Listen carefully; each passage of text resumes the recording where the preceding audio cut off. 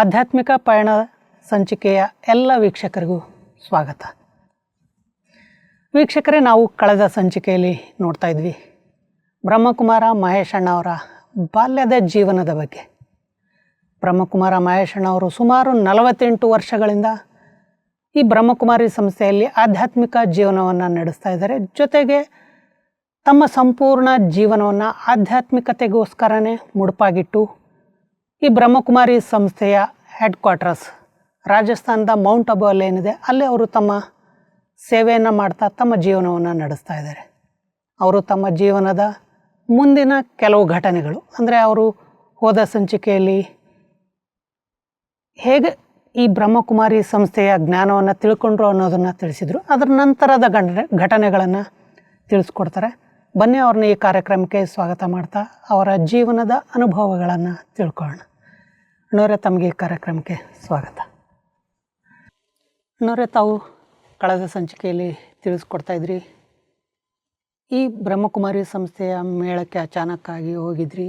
ಅದರ ನಂತರ ನಿಮ್ಮ ಲೌಕಿಕ ಅಕ್ಕ ಅಥವಾ ಸಿಸ್ಟರ್ ಜೊತೆ ಈ ಬ್ರಹ್ಮಕುಮಾರಿ ಸಂಸ್ಥೆಯ ಸೇವಾ ಕೇಂದ್ರಕ್ಕೆ ಹೋಗಿ ನೀವು ಈ ಬ್ರಹ್ಮಕುಮಾರಿ ಸಂಸ್ಥೆಯ ಕೋರ್ಸ್ ಅಥವಾ ಜ್ಞಾನವನ್ನು ತಿಳ್ಕೊಂಡೆ ಅಂತ. ಆದರೆ ನನಗೆ ಆವಾಗಲೇ ಒಂದು ಪ್ರಶ್ನೆ ಮೂಡಿತು. ಈ ವಿಷಯ ನೀವು ಅಥವಾ ನಿಮ್ಮ ಅಕ್ಕ ಇಬ್ಬರು ಈ ಬ್ರಹ್ಮಕುಮಾರಿ ಸಂಸ್ಥೆಗೆ ಹೋಗಿ ಈ ಜ್ಞಾನ ತಿಳಿದು ಇದ್ರ ಜೊತೆ ನಡೀತಾ ಇರೋದು ನಿಮ್ಮ ಮನೇಲಿ ಗೊತ್ತಾತ ಅಥವಾ ಗೊತ್ತಾದಮೇಲೆ ಅವರ ಒಂದು ಪ್ರತಿಕ್ರಿಯೆ ಹೇಗಿತ್ತು? ನಾನು ಕೋರ್ಸ್ ತೊಗೊಂಬಿಟ್ಟು 1 ವಾರ ಆಗಿತ್ತು. ಆವಾಗ ನಮ್ಮೂರಿಗೆ ಹೋದೆ. ನಮ್ಮೂರಿಗೆ ಹೋದಾಗ ನಮ್ಮ ತಂದೆ ತಾಯಿ ಜೊತೆ 1 ವಾರ ಏನೋ ಇದ್ದೆ. 1 ವಾರನೂ ಇಲ್ಲ, 2 ದಿವಸ ಆಗಿತ್ತೇನೋ. ಆವಾಗ ಅಲ್ಲಿ ನಮ್ಮಲ್ಲಿ ಒಂದು ಜಾತ್ರೆ ಇತ್ತು. ಆ ಜಾತ್ರೆಯಲ್ಲಿ 63 ಜನ ಪುರಾತನರ ಮಂಟಪ ಪೂಜೆ ಅಂತ ಮಾಡ್ತಾರೆ. ಅಂದರೆ ಬಹುಶಃ ಇದು ಶ್ರಾವಣ ಮಾಸ ಇರ್ಬೋದು ನನಗನ್ಸಿ. ಯಾಕಂದರೆ ಶ್ರಾವಣ ಮಾಸದಲ್ಲಿ ಕಥೆ ಕೀರ್ತನೆಗಳು ಅವೆಲ್ಲ ನಡೀತಿರ್ತಾವಲ್ಲ. ಆವಾಗ ಅಲ್ಲಿ ಒಂದು ನಮ್ಮ ಊರ ಒಂದು ನಾವು ಓದಿದಂಥ ಪ್ರೈಮರಿ ಸ್ಕೂಲಿನ ದೊಡ್ಡ ಬೈಲಿತ್ತು. ಆ ಬೈಲಿನಲ್ಲಿ ಈ ಪ್ರದರ್ಶನ ಹಾಕಿದರು. ಆ ಸಮಯದಲ್ಲಿ ಸಾವಿರಾರು ಜನ ಸೇರ್ತಾರಲ್ಲ ಸುತ್ತಮುತ್ತಲು ಹಳ್ಳಿಗಳಿಂದ. ಆವಾಗ ಆ ಒಂದು ಅವಕಾಶ ನೋಡಿಕೊಂಡು ಹುಬ್ಬಳ್ಳಿಯಿಂದ ಒಂದು ಎಕ್ಸಿಬಿಷನ್ ಅವ್ರು ತೊಗೊಂಬಂದರು. ನಾವು ಅಲ್ಲಿರೋ ಕಾರಣ ಅಲ್ಲಿ ವ್ಯವಸ್ಥೆ ಮಾಡಿದ್ವಿ. ಅದರ ಪಕ್ಕದಲ್ಲೇ ನಮ್ಮದು ಒಂದು ಎಕ್ಸಿಬಿಷನ್ ಹಾಕಿದರು ಅದೇ ಜಾತ್ರೆಯಲ್ಲಿ. ಆವಾಗ ನಾವು ಜಾತ್ರೆ ಅಂದಮೇಲೆ ನಾವೆಲ್ಲ ಕುಮಾರರಲ್ಲ, ನಾವೆಲ್ಲ ಹಗಲು ರಾತ್ರಿ ಎಲ್ಲ ಓಡಾಡೋದು, ಅಕ್ಕಂದ್ರೆ ಸೇವೆ ಮಾಡೋದು ಎಲ್ಲ ಮಾಡ್ತಾಯಿದ್ವಿ. 2 ದಿವಸವರೆಗೂ ನಾನು ಮನೆಗೆ ಹೋಗಿರಲಿಲ್ಲ, ಅಲ್ಲೇ ಇದ್ದೆ. ಆವಾಗ ನಮ್ಮ ತಾಯಿ ಒಂದು ಸಲ ಬಂದುಬಿಟ್ಟು ಮನೆಗೆ ಹೋದಾಗ, ಯಾಕಪ್ಪ 2 ದಿವಸದಿಂದ ಮನೆ ಬಂದಿಲ್ಲಲ್ಲ, ಊಟನೂ ಮಾಡಿಲ್ಲ, ಏನು ಮಾಡಿದೆ ಅಂತ. ನಾನು ಹೇಳಿದೆ, ನಾವು ಈಗ ಜ್ಞಾನ ತಿಳ್ಕೊಂಡಿದ್ದೀವಿ, ಜ್ಞಾನಿಗಳಾಗಿದ್ದೀವಿ, ನಿಮ್ಮ ಕೈಯಲ್ಲಿ ಊಟ ಮಾಡಲ್ಲ ಅಂತ. ಅದೇನು ಅಷ್ಟರಲ್ಲಿ ನಮ್ಮ ತಂದೆ ಅಲ್ಲೇ ಇದ್ದರು. ಅವ್ರು ಹೇಳಿದೆ, ನೀ ಯಾಪ ಜ್ಞಾನ ತಿಳ್ಕೊಂಡಿದ್ದೀಯಪ್ಪ, ನಮಗೂ ಸ್ವಲ್ಪ ತಿಳಿಸು ನೋಡೋಣ ಅಂತ. ನಾನು ಅವರಿಬ್ಬರನ್ನ ಎಕ್ಸಿಬಿಷನ್ ಕರ್ಕೊಂಡು ಹೋದೆ. ಮತ್ತು ಅಲ್ಲಿ 60 ಅಲ್ಲಿ ಶಿವಭಕ್ತರು ಜಾಸ್ತಿ ಇರ್ಕೊಂಡು ಅಲ್ಲಿ ಮೊಟ್ಟ ಬದಲು ಶಿವಬಾಬನ ಬಗ್ಗೆನೇ ಚಿತ್ರ ಇಟ್ಟಿರ್ತಾರೆ. ಶಿವಲಿಂಗದ ಬಗ್ಗೆ, ಶಿವನ ಬಗ್ಗೆ, ಶಿವನ ಮಹಿಮೆ ಬಗ್ಗೆ. ಆಮೇಲೆ 3 ಲೋಕ, ತ್ರಿಮೂರ್ತಿ, ಲಾಸ್ಟಕ್ಕೆ ಲಕ್ಷ್ಮೀ ಹಣ ಎಲ್ಲ ಇಟ್ಟಿದ್ರು. ಯಾಕಂದರೆ ಇದನ್ನು ನೋಡಿಬಿಟ್ಟು ಅವಾಗ ನಮ್ಮದೆಲ್ಲ ತಂದೆ ಚೆನ್ನಾಗಿ ತಿಳ್ಕೊಂಡು ನೋಡಿದ್ರು, ಇದರಲ್ಲೇನು ಹೊಸ, ಇದು ನಮ್ಮದೇ ಅಲ್ಲ. ಅವಾಗ ಎಲ್ಲರೂ ಜ್ಞಾನಕ್ಕೆ ಬಂದುಬಿಟ್ರು. ಹೀಗಾಗಿ ನಮ್ಗೆ ಅದು ಸಮಸ್ಯೆನೇ ಬರಲಿಲ್ಲ. ಮುಂದೆ ಎಕ್ಸಿಬಿಷನ್ನು ಮುಗೀತು. ಅಲ್ಲೇ ಕ್ಲಾಸಸ್ ಶಿಬಿರ ಶುರುವಾಯಿತು, ಕ್ಲಾಸ್ ಶುರುವಾಯಿತು. ಅಲ್ಲಿ ರೆಗ್ಯುಲರಾಗಿ ಸೆಂಟರ್ ಶುರುವಾಯಿತು.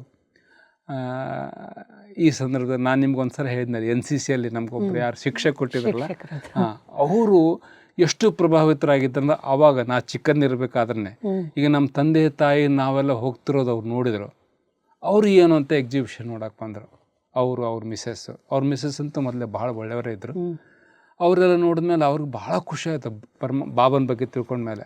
ಆಗಿಂದ ಅವರು ಪತಿ ಪತ್ನಿಯರಿಬ್ಬರು ರೆಗ್ಯುಲರ್ ಸ್ಟೂಡೆಂಟ್. ಅವರು ರೆಗ್ಯುಲರ್ ಸ್ಟೂಡೆಂಟಾಗಿ ಅವರು ಪತ್ನಿ ಅವರು ಎಷ್ಟು ನಮ್ಮವ್ರ ಮೇಲೆ ಪ್ರಭಾವಿತ ಅಂದರೆ ಅವ್ರಿಗೆ ಮಕ್ಕಳಿರಲಿಲ್ಲ. ಅದಕ್ಕೆ ಅವ್ರು ನನ್ನನ್ನೇ ತಮ್ಮ ಮಗ ಅಂತ ತಿಳ್ಕೊಂಡು ಅಷ್ಟೊಂದು ಇದು ಮಾಡಿ ಇವನು ಹೋಗ್ತಿದ್ದ ಅಂದಮೇಲೆ ಇಲ್ಲೇನೇ ಇದೆ ಸತ್ಯ ಅಂತ ಅವ್ರು ರೆಗ್ಯುಲರ್ ಸ್ಟೂಡೆಂಟ್ಸ್ ಆದರು. ಅಂದರೆ ಹೇಗೆ ಸಂಬಂಧ ಇರ್ತದೆ ಅಂತ ಗೊತ್ತಿಲ್ಲದೇನೋ ಈ ಅಲೌಕಿಕ ಸಂಬಂಧದಲ್ಲಿ ಒಂದು ಆಕರ್ಷಣೆ ಇರ್ತದೆ. ಜ್ಞಾನ ಬರೋಕ್ಕಿಂತ ಮುಂಚೆ ಆದರೂ ಕೂಡ ಆ ಜ್ಞಾನದ ಸಂಸ್ಥೆಗಳು ನಮ್ಮಲ್ಲಿರ್ತವೆ. ಉದಾಹರಣೆಗಾಗಿ ನಾನು ಚಿಕ್ಕವನಂದ್ರೆ ಸುಮಾರು ಅದೇ ಒಂದು ಇನ್ನು ಸ್ಕೂಲು ಹೋಗ್ತಿರಲಿಲ್ಲ, 6-7 ವರ್ಷ ಇರಬೇಕನ್ನು. ಅಲ್ಲಿ ಒಬ್ಬ ಈ ಚಿಕ್ಕ ಸಾಯಿಬಾಬಾ ಅಂತ ಒಂದು ಸುಮಾರು ಒಂದು 15-16 ವರ್ಷದ ಇದು ಕಿಶೋರ ಹುಡುಗನ್ನ ಸನ್ಯಾಸಿ ಅಂತ ಒಂದು ಇದು ಪಲ್ಲಕ್ಕಿ ಇರ್ತದಲ್ಲ, ಅದರಲ್ಲಿ ಮೆರವಣಿಗೆ ಮಾಡ್ತಾಯಿದ್ರು. ಅದು ನಮ್ಮೂರಿಗೆ ಬಂದಿದ್ದು. ಅವನು ಚಿಕ್ಕವನಾದರೂ ಕೂಡ ಅವನು ಕೆಲವರಿಗೆ ಸ್ಪೆಷಲಾಗಿ ಕರೆದುಬಿಟ್ಟು ಸೇಬು ಕೊಡ್ತಾಯಿದ್ದ. ನಾನು ನಮ್ಮ ಮನೆ ಕಟ್ಟೆ ಮೇಲೆ ಆಟ ಆಡ್ತಿದ್ದೆ. ಅವಾಗ ಅವನು ನಿಲ್ಲಿಸ್ಬಿಟ್ಟು ನನ್ನ ಕರೆದ, ನೀನು ಬಾ ಅಂತ. ನಾನು ಕೇಳಿದೆ, ಯಾಕೆ ಅಂತ ಕೇಳಿದೆ. ಅಲ್ಲೇ ಕೂತ್ಕೊಂಡು ಆ ಸೇಬುವನ್ನು ತೋರಿಸಿದ. ನಾನು ಬೇಡ ಅಂತ ಹೇಳಿದೆ. ಅಂದರೆ ಬೇರೆಯವರ ವಸ್ತುವನ್ನು ನಾವು ಸ್ವೀಕಾರ ಮಾಡಬಾರ್ದಂತ ಬಾಬಾ ಹೇಳ್ತಾರಲ್ಲ, ಆ ಸಂಸ್ಕಾರ ಬಾಬಾವ್ರ ಮಕ್ಕಳ ಚಿಕ್ಕಂದಲ್ಲೂ ಇರ್ತದೆ. ನಾನು ತಗೊಳ್ಳಿಲ್ಲ. ಅವು ಎಲ್ಲರೂ ನನಗೆ ಬೈಯೋದಕ್ಕೆ ಶುರು ಮಾಡಿದ್ರು. ಅವನು ಮಹಾತ್ಮ ಇದ್ದಾನೆ, ಅವನು ಕರಿತಿದ್ದಾನೆ, ಕೊಟ್ಟರು ಕೇಳಿದ್ರು ಕೊಡಲ್ಲ, ಅವನು ಇನ್ನು ಕರೆದು ಕೊಡ್ತಿದ್ದಾನೆ ಅಂತ. ನನಗೆ ಬೇಕಿಲ್ಲ ಅಂತ ಹೇಳಿದೆ. ಇದು ಒಂದು ಸಂಗತಿ. ಆಮೇಲೆ ನಾನು ಇಲ್ಲೇ ಭಗವಂತನ ಮಕ್ಕಳಾದ ನಾವು ಎಷ್ಟೋ ಸರಿ ಬಾಬಾ ಹೇಳ್ತಾರೆ, ನಾನು ಮಕ್ಕಳಿಗೆ ಸುಖ ಕೊಟ್ಟು ಸ್ವರ್ಗ ಕೊಟ್ಟು ಪರಂಧಾಮಕ್ಕೆ ಹೋಗ್ಬಿಡ್ತೀನಿ, ಅಲ್ಲಿ ನಾನು ವಿಶ್ರಾಮ ಪಡಿತೀನಿ, ಮತ್ತು ನಾನು ದ್ವಾಪರ ಯುಗದಿಂದ ನನ್ನ ಪಾಠ ಶುರು ಆಗ್ತದೆ ಅಂತ ಬಾಬಾ ಹೇಳ್ತಾರೆ. ಎಷ್ಟೋ ಸಾರಿ ಬಾಬಾವರು ತಮ್ಮ ಮಹಾವಾಕ್ಯಗಳಲ್ಲಿ, ಭಗವಂತ ತನ್ನ ಮಹಾವಾಕ್ಯಗಳಲ್ಲಿ ಹೇಳಿದ್ದಾರೆ, ನಾನು ಮಕ್ಕಳಿಗೆ ಸ್ವರ್ಗವನ್ನು ಕೊಟ್ಟು ಪರಂಧಾಮಕ್ಕೆ ಹೋಗಿಬಿಡ್ತೀನಿ, ಅಲ್ಲಿ ನಾನು ನೀವು ಮಕ್ಕಳು ಸ್ವರ್ಗದಲ್ಲಿ ಹೇಗೆ ರಾಜ್ಯಭಾರ ಮಾಡ್ತೀನಿ ಅನ್ನೋದನ್ನು ನೋಡ್ತೀನಿ ಅಂತ ಹೇಳಿದರು. ಮುಂದೆ ದ್ವಾಪರಯುಗ ಬಂದಮೇಲೆ ನಾನು ಧರಣಿಗೆ ಬರೋದಿಲ್ಲ, ಈ ಭೂಮಿ ಬರೋದಿಲ್ಲ, ಬಟ್ ಅಲ್ಲೇ ಇದ್ಕೊಂಡು ಮಕ್ಕಳನ್ನು ಸಂತೋಷ ಪಡಿಸ್ತೀನಿ, ಅವು ಮಾಡೋ ಭಕ್ತಿಗೆ ನಾನು ಸಾಕ್ಷಾತ್ಕಾರ ಮಾಡಿಸ್ತೀನಿ ಅಂತ ಹೇಳ್ತಾರೆ. ಭಕ್ತಿಗೆ ಫಲವನ್ನು. ಆಮೇಲೆ ಸಂಗಮಿಗ ಬಂದಮೇಲಂತೂ ನಾನು ಮಕ್ಕಳ ಜೊತೆಗೇ ಇರ್ತೀನಿ. ಸಂಗಮ ಯುಗ ಬರುವವರೆಗೂ ನನ್ನ ದೃಷ್ಟಿ ಅವ್ರ ಮಕ್ಕಳ ಮೇಲೆ ಇರ್ತಿದೆ ಅಂತ. ಅದಕ್ಕೆ ಈ ಮಾತು ನಾನು ಬಹಳಷ್ಟು ಮನಸ್ಸೊಳಗೆ ನಾಟಿತ್ತು. ಅಂದರೆ ಭಗವಂತನ ದೃಷ್ಟಿ ಇಡೀ ಕಲ್ಪ ನಮ್ಮ ಮೇಲೆ ಇರ್ತದಲ್ಲ ಅಂತ ನನಗೊಂದು ಚಿಂತನೆ ಶುರು ಆಯಿತು. ಅಂದರೆ ಸತ್ಯುಗದಲ್ಲೂ ಬಾಬಾ ನಮ್ಮನ್ನು ನೋಡ್ತಿರ್ತಾರೆ, ದ್ವಾಪರದಲ್ಲೂ ನಮ್ಮನ್ನು ನೋಡ್ತಿರ್ತಾರೆ, ಕಲಿಯುಗದಲ್ಲೂ ನೋಡ್ತಿರ್ತಾರೆ. ಅದಕ್ಕೆ ಬಾಬಾ ನಮ್ಮನ್ನು ಯಾವಾಗಲೂ ಬಾಬಾನ ದೃಷ್ಟಿ ನಾವು ಯಾವಾಗಲೂ ಇರ್ತೀವಿ ಅನ್ನುವಂಥದ್ದು ನನಗೆ ಒಂಥರ ವಿಚಿತ್ರವಾದ ಆನಂದ ಅನುಭವ ಆಗಿ ಶುರುವಾಯಿತು. ಭಲೆ ನಾವು ಪರಮಾತ್ಮ ಅರ್ತಿಲ್ಲ, ಬಟ್ ಪರಮಾತ್ಮನ ಗೊತ್ತು ನನ್ನ ಮಕ್ಕಳು ಯಾರ್ಯಾರು ಎಲ್ಲೆಲ್ಲೋ ಅಂತ.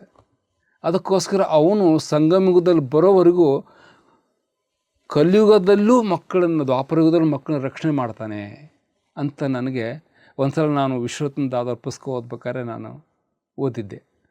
ಹಾಗೆ ನಾನು ನನ್ನ ಜೀವನವನ್ನು ಒಂದು ಸಲ ತಿರುಗಿ ನೋಡಿದಾಗ ಭಗವಂತ ನನಗೆ ಯಾವಾಗ ರಕ್ಷಣೆ ಮಾಡಿದ್ದಾನೆ ಅನ್ನುವಂಥದ್ದು ನೆನಪಾಯಿತು. ನಾನು ಸುಮಾರು ಒಂದು 4-5 ವರ್ಷದವನಿದ್ದೆ. ನಮ್ಮೂರಲ್ಲಿ ಒಂದು ದೊಡ್ಡ ಬಾವಿ ಇದೆ. ಆ ಬಾವಿಯಲ್ಲಿ ನಾವು ಈಜು ಕಲಿಯೋಕೆ ಹೋಗ್ತಿದ್ವಿ.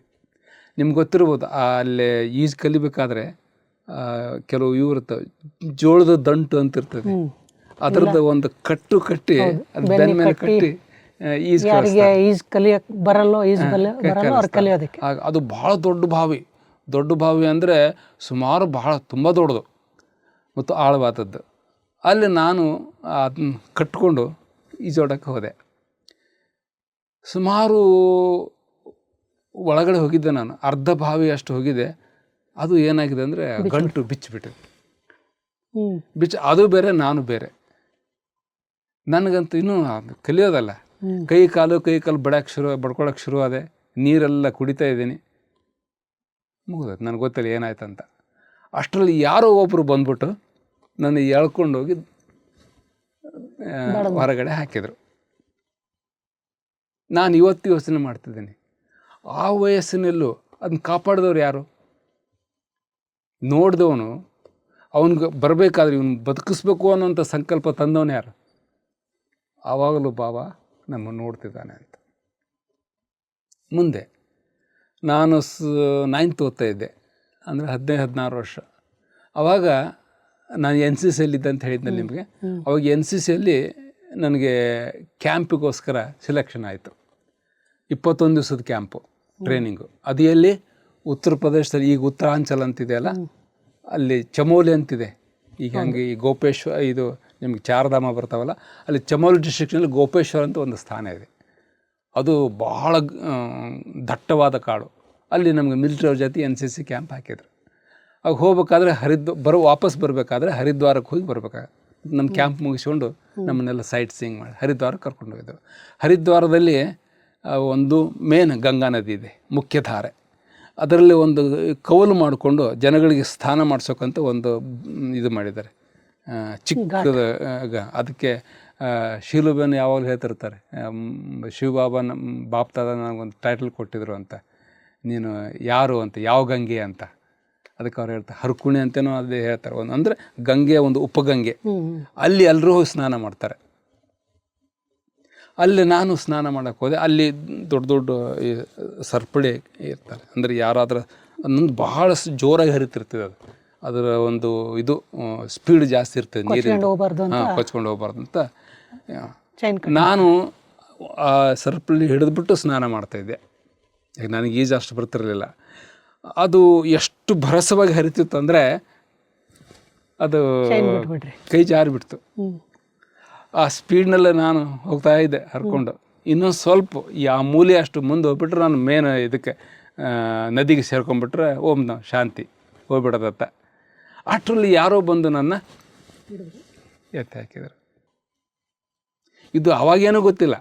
ಅವಾಗ ಭಗವಂತ ಸಿಕ್ಕ ಮೇಲೆ, ಜ್ಞಾನ ಸಿಕ್ಕ ಮೇಲೆ, ಅವನ ಮಹಾವಾಕ್ಯಗಳನ್ನ ಕೇಳಿದ ಮೇಲೆ ನನಗೆ ಹೌದಲ್ಲ ಅವಾಗ ಯಾರು ಅಂತ.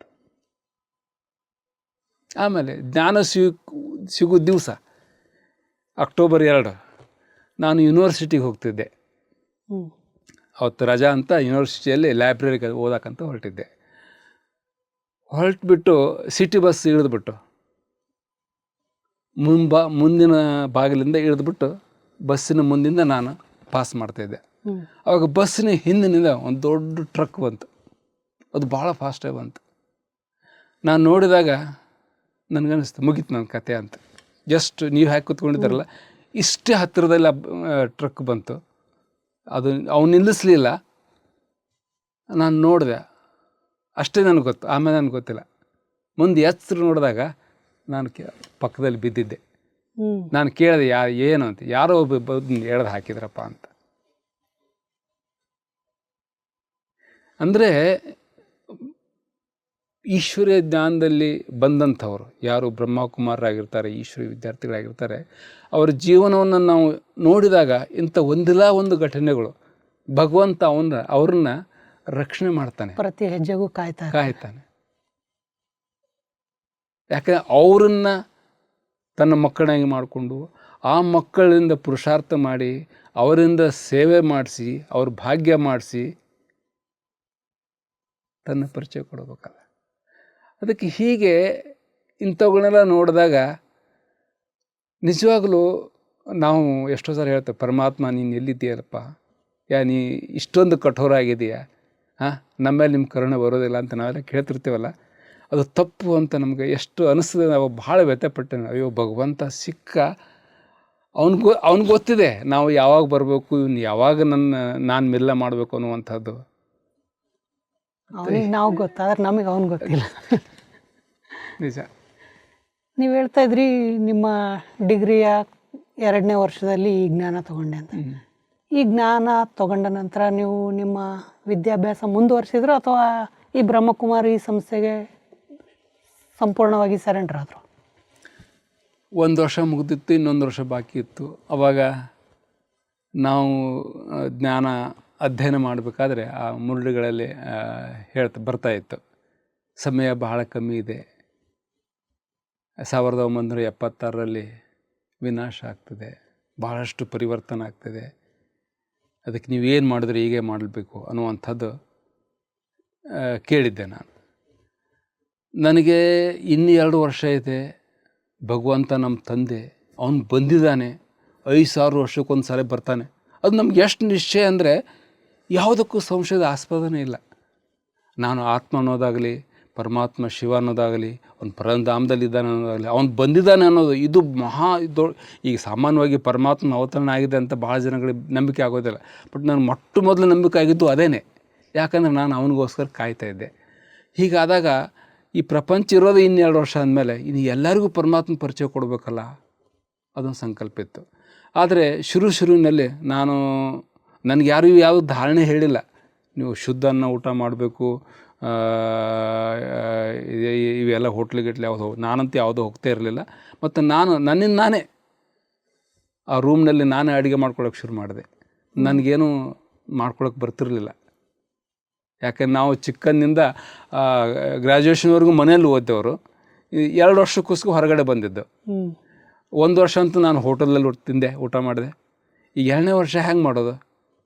ಅವಾಗ ನಾನೇನು ಮಾಡಿದೆ, ಒಂದು ಪಾತ್ರಕ್ಕೆ ನಾನು ಮಾಡೋಕ್ಕೆ ಬರೋದು ಒಂದೇ, ರೈಸ್, ನೀರು ಹಾಕೋದು, ಅನ್ನ ಬೇಯಿಸೋದು, ಅದ್ರ ಮೇಲೆ ಮೊಸರು ಅಥವಾ ಸಕ್ಕರೆನೋ ಅಥವಾ ಹಾಲು ಮಿಕ್ಸ್ ಮಾಡ್ಕೊಂಡು ತಿನ್ನೋದು. 1 ವರ್ಷ ಹೀಗೆ ತಿಂದಿರೋದು ನಾನು. ಆಮೇಲೆ ಇದಕ್ಕೆ ಸಿಟಿ ಬಸ್ಸಿಗಂತ ಇದನ್ನು ಪಾಸ್ ಮಾಡ್ತಿರ್ತಾರಲ್ಲ 1 ವರ್ಷದ್ದು, ಅದು ನಾನು ಏನು ಮಾಡಿದೆ, ಆ ವರ್ಷ ಸಿಟಿ ಬಸ್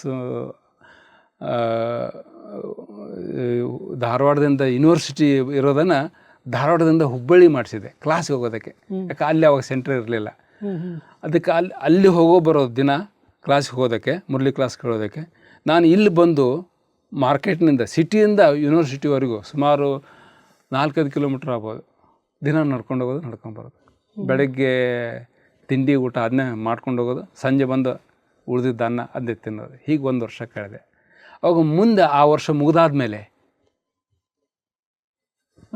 ಪರೀಕ್ಷೆ ಮುಗೀತು, ಎಲ್ಲ ಮುಗೀತು, ಮನೆಗೆ ಹೋದೆ. ತಂದೆ ತಾಯಿನೂ ಜ್ಞಾನಕ್ಕೆ ಬಂದರು. ಬಂದಮೇಲೆ ಆ ಸಮಯದಲ್ಲಿ ಒಂದು ಎಕ್ಸಿಬಿಷನ್ ಶುರುವಾಯಿತು. ನಮ್ಮಲ್ಲಿ ಒಂದು ದೊಡ್ಡ ಎಕ್ಸಿಬಿಷನ್ ಮಾಡಿದ್ರು, 6x4 ದೊಡ್ಡ ಚಿತ್ರ ಮಾಡಿಸಿದ್ರು ಈಶ್ವರ ಹುಬ್ಬಳ್ಳಿಯಲ್ಲಿ. ಅವಾಗ ಬಾಬಾ ಒಂದು ಮಹಾವಾಕ್ಯ ಹೇಳಿದರು, ಮುರಳಿಯಲ್ಲಿ ಬಂದಿತ್ತು. ಏನಪ್ಪ ಅಂತ ಕೇಳಿದ್ರೆ, ಯಾರು ಅವಶ್ಯಕತೆ ಇದ್ದಾಗ, ಸಮಯ ಬಂದಾಗ ನನಗೆ ಸಹಾಯ ಮಾಡ್ತಾರೋ, ಸಹಯೋಗ ಕೊಡ್ತಾರೋ, ಅವ್ರಿಗೆ ನಾನು ಕೊನೆಯವರೆಗೂ ಸಹಯೋಗ ಕೊಡ್ತೀನಿ ಅಂತ. ಅವಾಗ ಎಕ್ಸಿಬಿಷನ್ ಚಿತ್ರಗಳನ್ನ ಎತ್ಕೊಂಡು ಹೋಗಬೇಕಾದ್ರೆ, ಹಾಕಬೇಕಾದ್ರೆ ಕುಮಾರ್ ಬೇಕು. ಆ ಸಮಯದಲ್ಲಿ ಕುಮಾರ್ ಭಾಳ ಕಮ್ಮಿ ಇದ್ದರು, ಒಂದು 3-4 ಜನನೇ ಇದ್ದರು. ಅದಕ್ಕೆ ನನಗನ್ನಿಸ್ತು, ಈಗ ಭಗವಂತನ ಕಾರ್ಯ ಅವನಿಗೆ ಅವಶ್ಯಕತೆ ಇದೆ. ಅದಕ್ಕೆ ನಾನು ಏನು ಮಾಡಿದೆ ಅಂದರೆ, ನಾನು ಎಕ್ಸಿಬಿಷನ್ದಲ್ಲಿ ನಾನು ಒಬ್ಬ ಕಾರ್ಯಕರ್ತಾಗಿ ಸೇರಿಕೊಂಡೆ ಆ ಮೇಳದಲ್ಲಿ. ಆಮೇಲೆ ಅಲ್ಲಿ ಯೂನಿವರ್ಸಿಟಿಯಲ್ಲಿ ಏನು ಮಾಡ್ತಾರಪ್ಪ, ಇನ್ನೊಂದು ವರ್ಷ ಬಾಕಿ ಇರ್ತಾರೆ ರೆಗ್ಯುಲರ್, ಅದಕ್ಕೆ ಅಟೆಂಡೆನ್ಸ್ ಬೇಕು 100%. ಅದಕ್ಕೆ ಅಟೆಂಡೆನ್ಸ್ಗೋಸ್ಕರ ನಾನು, ನಮ್ಮ ಫ್ರೆಂಡ್ ಒಬ್ಬ ಇದ್ದ, ನಾವು ಹೈಸ್ಕೂಲಿನಿಂದ ಕ್ಲಾಸ್ಮೇಟ್ಸು, ಅವನು ಅದೇ ಸಬ್ಜೆಕ್ಟು. ಅವನಿಗೆ ಅಲ್ಲಿ ಏನು ಮಾಡ್ತಾರೆ ಅಂದರೆ ಅಟೆಂಡೆನ್ಸ್ ತೊಗೊಳ್ಳೋದಿಲ್ಲ, ಕೂಗಿಬಿಡಿ ಹೆಸರು ಕೂಗಿ ಕರೆಯೋದಿಲ್ಲ. ಅಲ್ಲಿ ಅಟೆಂಡೆನ್ಸ್ ಬುಕ್ನಲ್ಲಿ ತಾವೇ ಸಿಗ್ನೇಚರ್ ಮಾಡಬೇಕು. ಆವಾಗ ನಾನು ನನ್ನ ಫ್ರೆಂಡಿಗೆ ಕಳಿಸಿದೆ, ನೋಡಪ್ಪ ನನ್ನ ಸಿಗ್ನೇಚರ್ ಈ ಥರ ಇದೆ, ನೀ ಕಲ್ತ್ಕೊ ಅಂತ. ಅವನಿಗೆ ಹೇಳಿದೆ, ದಿನ ನನ್ನ ಸ್ಯಾನ್ ಮಾಡ್ತಾಯಿರೋ, ನಾನು ಅಲ್ಲಿ ಆಶ್ರಮಕ್ಕೆ ಹೋಗ್ತಿದ್ದೇನೆ, ಅಲ್ಲಿ ಸೇವೆ ಇದೆ ಅಂತ. ಆಯಿತು, ನಾನು ಇದು ಮೇಳದಲ್ಲಿ ಹೊರಟೋಗ್ಬಿಟ್ಟೆ. ಇಡೀ ವರ್ಷ ಶುರುವಾತ್ನಲ್ಲಿ 1 ತಿಂಗಳಷ್ಟೇ ನಾನು ರೆಗ್ಯುಲರ್ ಕ್ಲಾಸ್ಗೆ ಹೋಗಿರ್ಬೇಕು. ಆ ಮೇಳದಲ್ಲಿ ಹೋಗಿ ಇಡೀ ವರ್ಷ ಹೋಯ್ತು ಹಂಗೆ. ಮಂಗಳೂರಿಗೆ ಬಂದು, ಮಂಗಳೂರು ಲಾಸ್ಟ್ ಅದು. ಮಂಗಳೂರು ಬಂದಾದಮೇಲೆ ಮಂಗಳೂರಲ್ಲ, ಗದಗ್ನಲ್ಲಿದ್ದಾಗ ಅವರು ಅಕ್ಕೋರೊಬ್ಬರು ಬಂದು, ಅಣ್ಣವರೇ ನಿಮ್ಮದು ಇದು ಪರೀಕ್ಷೆ ಯಾವಾಗ ಅಂತ ಕೇಳಿದ್ರು. ನಾನು ಪರೀಕ್ಷೆ ನೆನ್ಪು ಮಾಡ್ಕೊಂಡಾಗ, ಅವತ್ತು ಶನಿವಾರ, ನೆಕ್ಸ್ಟ್ ಮಂಡೇನೇ ಸೋಮವಾರದಿಂದ ಪರೀಕ್ಷೆ ಫೈನಲ್ ಇಯರ್ದು. ಅದಕ್ಕೆ ನಾನು ನಾಡೋದು ಅಂತೇಳಿ, ಮತ್ತು ನೀವೇನು ಇಲ್ಲಿ ಮಾಡ್ತಿದ್ದೀರಿ ಅಂತ. ನಾನು ಹೋಗೋದಿಲ್ಲ, ಎಕ್ಸಾಮ್ಗೆ ಹೋಗಲ್ಲ, ಯಾಕಂದ್ರೆ ನಾನು ಇಡೀ ವರ್ಷ ಓದೇ ಇಲ್ಲ, ಮತ್ತು ನಾನು ಬರೆಯೋದು ಹೇಗೆ ಅಂತ. ಅವಾಗ ಹೇಳಿದೆ, ಹಾಗೆ ಮಾಡಬೇಡ್ರಿ, ನಿಮ್ಮ ತಂದೆ ತಾಯಿ ಇಷ್ಟೊಂದು ಕಷ್ಟಪಟ್ಟು ಓದಿಸಿದ್ದಾರೆ, ಇನ್ನೊಂದು ವರ್ಷ ಬಾಕಿ ಇದೆ, ಈ ಎಕ್ಸಾಮ್ ಕಟ್ಬಿಟ್ರೆ ಆಯಿತು, ನೀವು ಹೋಗಲೇಬೇಕು, ಇಲ್ಲ ಸಂಸ್ಥೆ ಹೆಸರು ಕೆಟ್ಟೋಗ್ತಿದೆ ಅಂತ. ನಾನು ಹೇಳ್ದೆ, ನಾನು ಓದೇ ಇಲ್ಲ, ನಾನು ಬರೆಯೋಕ್ಕಾಗಲ್ಲ ಅಂತ. ಇಲ್ಲ, ನೀವು ಬಾಬನ ಮೇಲೆ ಭಾರ ಹಾಕಿ ಹೋಗ್ರಿ ಅಂತ. ಸರಿ, ಮತ್ತು ದೊಡ್ಡವ್ರ ಮಾತಿನ ತಂದೆ ತಾಯಿ ಕೆಟ್ಟ ಹೆಸರು ಬರಬಾರ್ದು, ಆಮೇಲೆ ಸಂಸ್ಥೆ ಹೆಸರು ಕೆಡಬಾರ್ದು ಅಂತ ಹೋದೆ. ಎಕ್ಸಾಮ್ಗೆ ಹೋದೆ. ಬಾಬಾಗೆ ಹೇಳಿದೆ, ಬಾಬಾ ನೋಡಪ್ಪ, ನನಗಂತೂ ಗೊತ್ತಿಲ್ಲ, ನಾನು ನಿನ್ನ ಸೇವೆಯಲ್ಲಿ ಇದ್ದೀನಿ, ನಾನೇನೂ ಓದಿಲ್ಲ, ಅದು ಏನು ಮಾಡಿಸ್ತೀವೋ ಮಾಡಿಸೋ ಅಂತ. ಫೀಲಿಂಗು. ಬಾಬಾ ಹೇಳ್ತಾರೆ ಚಿಂತೆ ಮಾಡಬೇಡ ನಾನಿದ್ದೀನಿ. ಆಯಿತು, ನಿಮ್ಗೆ ಗೊತ್ತಿರಬೇಕು ಈ ಮಾಸ್ಟರ್ ಡಿಗ್ರಿಗಳಲ್ಲಿ 10 ಪ್ರಶ್ನೆಗಳು ಬಿಡಿಸ್ಬೇಕಾಗುತ್ತೆ. 10 ಪ್ರಶ್ನೆ ಇರ್ತವೆ, 4 ಅವರ್ಸ್ ಇರ್ತದೆ, 4 ಗಂಟೆವರೆಗೂ. ಈ ಆರ್ಟ್ಸ್ ಸೆಕ್ಷನ್ದಲ್ಲಿ ಮಿನಿಮಮ್ ಒಂದು ಪ್ರಶ್ನೆಗೆ 10 ಪೇಜ್ ಆದರೂ ಬರೀಬೇಕು. 10 ಮಾರ್ಕ್ಸ್ ಇರುತ್ತೆ. ನಂದು ಪೊಲಿಟಿಕಲ್ ಸೈನ್ಸ್. ಹೀಗಾಗಿ ಹೋದೆ. ನನಗಂತೂ ಗೊತ್ತಿತ್ತಲ್ಲ ಏನು ಓದೇ ಇಲ್ಲ ಅಂತ. ಕ್ವಶನ್ ಪೇಪರ್ ತೊಗೊಂಡೆ, ಆನ್ಸರ್ ಪೇಪರ್ ಕೊಟ್ಟರು. ಒಂದು ಫಸ್ಟ್ ಇರ್ತದಲ್ಲ, ಮೊದಲು 1 ಗಂಟೆವರೆಗೂ ನಾನು ಬರೀ ಪ್ರಶ್ನೆಗಳನ್ನ ಓದಿದೆ. ಡೀಟೇಲಾಗಿ ಪ್ರತಿಯೊಂದು ಪ್ರಶ್ನೆಗಳನ್ನ ಸರಿಯಾಗಿ ಅರ್ಥ ಮಾಡಿಕೊಂಡೆ, ರಿಯಲೈಸ್ ಮಾಡಿದೆ. ಆಮೇಲೆ ಅದ್ರ ಬಗ್ಗೆ ನಾನು ಯೋಚನೆ ಮಾಡಿದೆ ಏನೇನು ಬರಿಬೋದು ಅಂತ. 1 ಅವರ್ ಫುಲ್ ಕ್ವಶನ್ಸ್. ಆಮೇಲೆ ಇನ್ನೊಂದು ನೆಕ್ಸ್ಟ್ ಅವರ್ ಇದೆಯಲ್ಲ, 10 ಪ್ರಶ್ನೆಗಳನ್ನು ನಾನು ಟಚ್ ಮಾಡಿದೆ. ಯಾವ್ದು ಪ್ರಶ್ನೆನೂ ಬಿಡಲಿಲ್ಲ. ಯಾಕೆ ನನಗೆ ಗೊತ್ತಿತ್ತು, ಈಗ ನೀವು 5 ಪ್ರಶ್ನೆಗಳನ್ನು 10 ಪೇಜ್ ಬರೆಯೋ ಬದಲು 10 ಪ್ರಶ್ನೆಗಳನ್ನು ನೀವು 2 ಪೇಜ್ ಬರೆದ್ರೆ ನೀವು ಮಾರ್ಕ್ಸ್ ಜಾಸ್ತಿ ಬರ್ತಾವಂತ. ಯಾಕಂದ್ರೆ 1 ಪ್ರಶ್ನೆಗೆ 10 ಮಾರ್ಕ್ಸ್ ಇದ್ದರೆ ನೀವು 10 ಪೇಜ್ ಬರೆದ್ರೆ ನಿಮ್ಗೆ ಮ್ಯಾಕ್ಸಿಮಮ್ 10 ಪ್ರಶ್ನೆ ಕೊಡ್ತಾರೆ. 10 ಅಂತ ಯಾರೂ ಕೊಡೋಂಗಿಲ್ಲ, 5 ಕೊಡ್ತಾರೆ. ಈಗ 10 ಪ್ರಶ್ನೆಗಳು 5 ಪ್ರಶ್ನೆ 5 25 ನಿಮ್ಗೆ ಅಥವಾ 50 ಮಾರ್ಕ್ಸ್ ಸಿಕ್ಕಂಗಾಯ್ತು. ಆದ್ರೆ 10 ಪ್ರಶ್ನೆಗಳನ್ನ ನಾನು ಬಿಡಿಸಿದ್ರೆ 25 ಬದಲು 50 ಮಾರ್ಕ್ಸ್ ಸಿಗ್ತದೆ. ಈಗ ನಾನೇನು ಮಾಡಿದೆ, ಒಂದೊಂದು ಪ್ರಶ್ನೆ 2 ಪೇಜು, ಜಾಸ್ತಿ ಬರಲ್ಲ, ಫ್ರಂಟ್ ಆ್ಯಂಡ್ ಬ್ಯಾಕ್ 2 ಪೇಜ್ ಬರೆದು 1 ಗಂಟೆ ಒಳಗೆ ಎಲ್ಲ ಮುಗಿಸ್ಬಿಟ್ಟೆ. 2 ಗಂಟೆ ಮುಗೀತು. ಇನ್ನೊಂದು ಗಂಟೆ ಇದೆಯಲ್ಲ 4 ಅವರ್ಸ್ನಲ್ಲಿ, ಮೂರನೇ ಇದೆಯಲ್ಲ, ಅದನ್ನು ನಾನು ಮತ್ತೊಂದು ಸಲ ಡೀಟೇಲಾಗಿ ಓದಿದೆ. ಎಲ್ಲೂ ಒಂದು ಮಿಸ್ಟೇಕು, ಸ್ಪೆಲ್ಲಿಂಗ್ ಮಿಸ್ಟೇಕ್ ಆಗಲಿ, ಸೆಂಟೆನ್ಸ್ ಮಿಸ್ಟೇಕ್ ಬರದೇ ಇರುವಂಗೆ ಕರೆಕ್ಟಾಗಿ 1 ಗಂಟೆ ಫುಲ್ಲು ಓದಿ ಅಕ್ಯುರೇಟ್ ಮಾಡಿ ಕೊಟ್ಟೆ. ಇನ್ನೂ 1 ಗಂಟೆ ಬಾಕಿ ಇದೆ. 3ನೇ ಗಂಟೆ ತೊಗೊಂಡು ಅವ್ನಿಗೆ ಎಕ್ಸಾಮಿನರ್ ಕೊಟ್ಟರೆ ಅವನಂತಾನೆ, ಏನಾಯ್ತಪ್ಪ ನಿನಗೆ ಇಷ್ಟು ಬೇಗ ಯಾಕೆ ಹೊಡ್ತಿದ್ಯಾ ಅಂತ. ಮತ್ತು ನೀವು ಸಪ್ಲಿಮೆಂಟ್ರೂ ಇಲ್ಲಲ್ಲ ಅಂತ. ಅವಶ್ಯಕತೆ ಇಲ್ಲ ಸರ್, ಈ ಇಷ್ಟರಲ್ಲಿ ಮುಗಿದೋಯ್ತು ಅಂತ. ಇಲ್ಲ ಇನ್ನೊಂದು ಗಂಟೆ ಇದೆ ಬರೀ ಅಂತ. ಇಲ್ಲ ಸರ್ ನನಗಾಗಲ್ಲ, ಮುಗಿದೋಯ್ತು ಅಂತ ಕೊಟ್ಟು ಎಲ್ಲರಿಗೂ ಆಶ್ಚರ್ಯ. 3 ಗಂಟೆಯಲ್ಲಿ ನನ್ನ ಎಕ್ಸಾಮ್ ಮುಗಿಸಿದೆ. ಹಿಂಗೆ ಪ್ರತಿಯೊಂದು ಹಿಂಗೆ ಮಾಡಿ ಆಯಿತು. ನನಗೆ ಗೊತ್ತಿತ್ತಲ್ಲ, ಈಗ 10 ಪೇಜ್ ಬರೆಯೋದಲ್ಲೇ 2 ಪೇಜ್ ಬರೆಯೋದಲ್ಲೇ. ಮತ್ತು ವಾಪಸ್ ನಾನು ಮೇಳದಲ್ಲಿ ಹೋದೆ. ಶುರುವಾಯಿತು. ಗದಗಿನಿಂದ ದಾವಣಗೆರೆ, ದಾವಣಗೆರೆಯಿಂದ ತುಮಕೂರು, ತುಮಕೂರಿಂದ ಮಂಗಳೂರು. ಈ ಮಂಗಳೂರಿಗೆ ಬಂದಾಗ ರಿಸಲ್ಟ್ ಔಟ್ ಆಯಿತು. ನಮ್ಮ ತಂದೆ ಫೋನ್ ಮಾಡಿದರು ಹುಬ್ಬಳ್ಳಿಗೆ, ನಮ್ಮ ಮಗ ಎಲ್ಲಿ?